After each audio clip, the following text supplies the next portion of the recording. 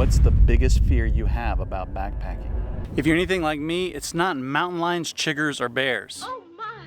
It's that you spend all this money on gear just to find out you should have got something different. I spent decades using gear that was uncomfortable, heavy, and cramped, and I just kept using it and using it because I'd spent a lot of money on it. But now, having tested thousands and thousands of dollars worth of gear, if I had to do it all over again, I'd probably get this stuff first. Look at this thing. This thing isn't even an inch thick, yet I see people using these things all the time. And every time I see someone carrying one of these, I wonder, are they actually gonna sleep on that thing, or are they just using it to protect their inflatable pad? Either way, I feel like it's a waste of weight and space. The only time that I would carry one of these is if I needed it for extra warmth under my sleeping pad, which is the main reason why you would buy a sleeping pad, because like I've said over and over again, a sleeping pad is half of what keeps you warm at night. Not only is this not going to keep you very warm, but it's not very comfortable either. So a lot of people end up getting the Thermarest NeoAir X-Lite. This is a much warmer and an R value of 4.2.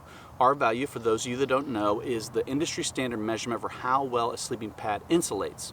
An R value of 4.2 is really good rating, but this still isn't the most comfortable pad. It's leaps and bounds better than a closed cell phone pad, but it's still not the best. Now, out of all the pads that I've used, the one that I go back to over and over again, as you can probably guess because I talk about it all the time, is the Nemo Insulated Tensor. It has the same R value as the X-Lite, but it is much more comfortable in my mind due to the way the baffles are constructed.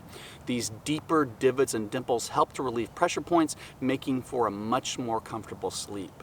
Speaking of sleep, probably the number one thing that causes me to have a bad night's sleep is a sleeping bag. I tend to toss and turn a lot. I hardly ever sleep on my back, and sleeping bags just aren't designed for people like me, which is why I prefer quilts. A quilt is much more like your blanket at home. Instead of getting inside it, you lay it over you. But for new campers especially, a quilt can feel a little unorthodox, which is one of the reasons why I like the Zimbivy light bed. Zimbivy is what you would get if a quilt and a sleeping bag had a baby. Now, it is a quilt, but unlike most quilts, it's got a full sheet that slips over your sleeping pad and allows the quilt to button up tight like a sleeping bag, or drape it over you like a blanket and stick a leg or an arm out if you're in warmer weather. It also has a hood to keep your head warm and to keep your pillow from slipping off your pad, which makes it much more like a sleeping bag. It's the best of both worlds in my mind. Speaking of pillows, I feel like a pillow is the number one thing that most people overlook in a good sleep system. I know way too many people that just ball up their puffy jacket or stuff a bunch of extra clothes into a stuff sack. Look, a pillow makes a big difference in the quality of sleep you're going to get. I've tried a lot of different pillows, and the best pillow that I've found is the Nemo Pillow. It is an inflatable pillow, but it also has over an inch of memory foam on the top, so you don't feel like you're sleeping on a balloon. If you don't do anything else I say, at least do this and get yourself a good pillow. Now, you've probably heard me say all that before, so now I want to talk about something a little bit different. If you're first getting started, probably the biggest mistake you can make is getting a pack that doesn't fit right. Backpacks come in all kinds of different sizes, like small and medium and large. Get a pack that's too large or too small and you're going to be in a lot of pain. And this is where it gets tricky, because sizes don't go off of how big or small you are as a person. For instance, you could wear a large t-shirt and still need a small backpack. That's because backpack sizes are based on how long your torso is. Now, you can have your torso professionally measured, and you can even measure it yourself, but if I was just getting started backpacking, I would look for a pack with an adjustable torso. With adjustable packs, you can adjust them to fit just about any torso size. If a pack is giving you pain because it's too small or too big, you can simply stop and adjust it until you get the fit perfectly dialed in. I prefer lighter, more ultralight packs, but unfortunately, a lot of ultralight packs are not adjustable, which is why I recommend the Six Moon Designs Minimalist V2. It is one of only 2 lightweight packs that I own that has an adjustable torso.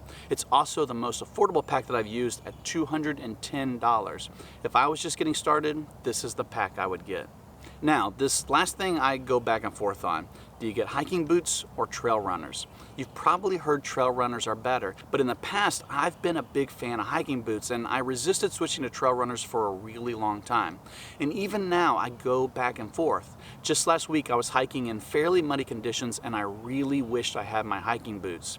For muddy and snowy conditions, I still feel like boots are superior, but if I was starting today, I would probably get trail runners, mainly because they are the most like what I wear on a daily basis.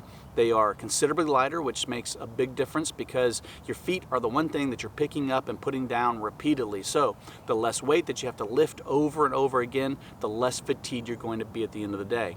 The only exception is if you were hiking in excessively wet conditions. I would probably still want a pair of boots, or at the very least a waterproof pair of trail runners.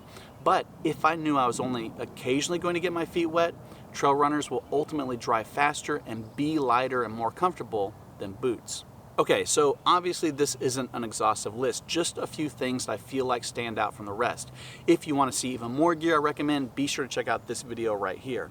Also, drop me a comment and let me know what you would get if you were just getting started backpacking today. Please like, subscribe, and do all those other things, and as always, thanks for watching. Look at this thing. Isn't it neat? You say I'm the girl who has everything.